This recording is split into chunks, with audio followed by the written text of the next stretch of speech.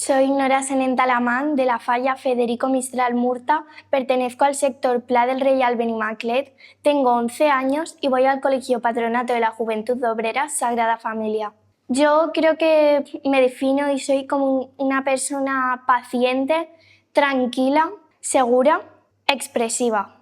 Me gustaría poder controlar el tiempo para poder revivir momentos bonitos que haya pasado y que me hayan parecido muy emotivos, y también poder ver qué puede pasar o qué va a pasar para avisar a la gente. Mi persona favorita es mi madre, porque es la que ha hecho posible que todo este año de fallera se haya podido vivir a la perfección y que haya ido perfecta a todos los actos que he ido. Me gustaría ser dentista. Pues tengo varias, sobre todo en una proclamación yo había que ir así un poco sport, o sea, menos arreglada, ¿no? Diría yo. Y yo volvía de una boda y claro, iba casi todo el mundo en vaqueros y camiseta, porque es como había que ir para las actividades, y claro, y yo al volver de una boda iba pues con un vestido súper arreglado.